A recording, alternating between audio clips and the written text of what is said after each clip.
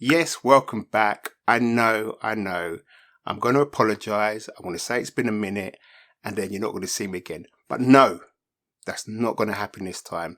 I am back. I'm bringing you kicks, what I think you should get. I'm going to try and help you decide whether or not to cop or drop. Just going back to the basics of why I started this channel and why you all started following. So let's just get straight into this. And we're doing the Air Max 187 Reboot Rebubblegum Safari Summit White and Cell. Let's go.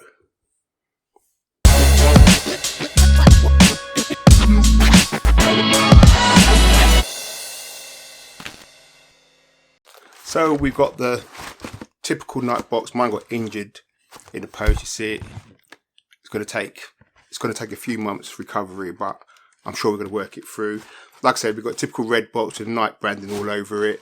On the label, it says Women's Nike Air Max 1 Safari in Summit White and Phantom Cell. Like I said, it is a woman's kick, but they released in sizes up to 14. As you know, the women's sizing and men's size in the UK is the same, so I didn't have to scale up or scale down in terms of women's sizing. I still got my true to size. So in the box itself, we just got the normal white tissue paper, as you can see, and then we have the kicks.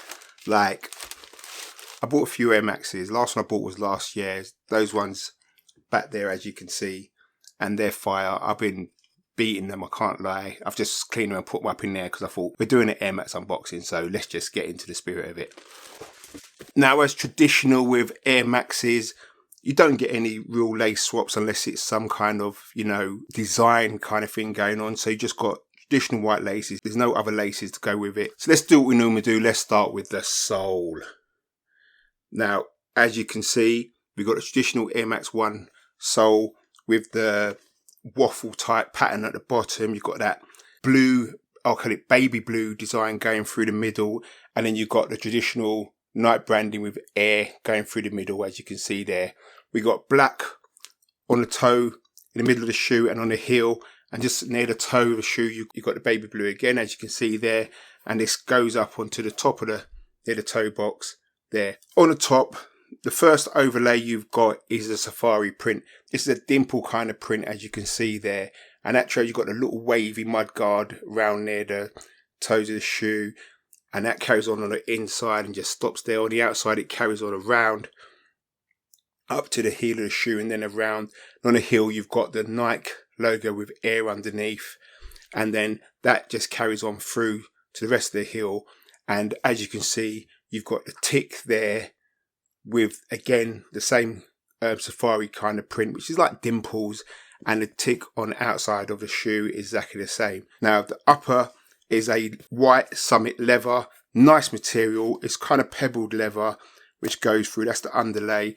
On top of that, you've got another overlay where the laces click in, and that is in the Phantom Cell colour. Gives it a nice little pop. The laces themselves are a white cell colour lace, and just at the top near the ankle, you've got the nice baby blue plastic eyelets for the laces there as well. Just gives it a little bit of, pop from the rest of the shoe itself. Around the ankle of the shoe, again, that's leather, just as the same leather as you've got on the toe box. And on the inside, you've got that knitted kind of nylon, as you can see there. Dead smack bang in the middle of the shoe, you've got, again, the Nike branding with Air underneath.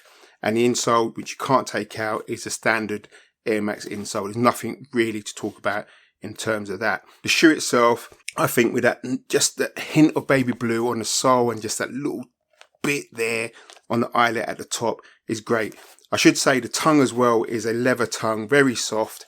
Again, it's got the knitted nylon inner lay in it, but you've got a cell tag on top of the tongue, which says Nike logo with Air Max embroidered in it on there. Again, that pops off from the tongue. You've already noticed it, and I did skip straight over it, but the midsole is a cell colour, not as white as the toe box.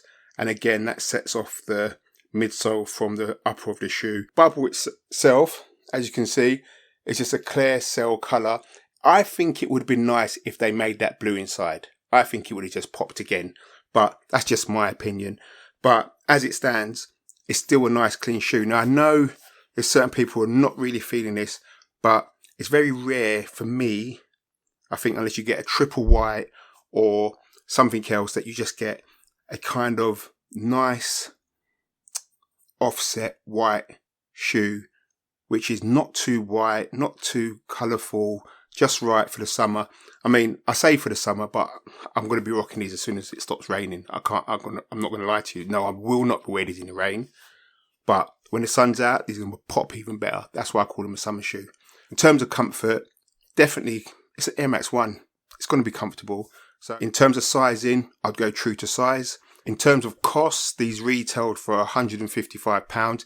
A slight bump from what Air Max 1s used to be last year, but what isn't going up in the world these days.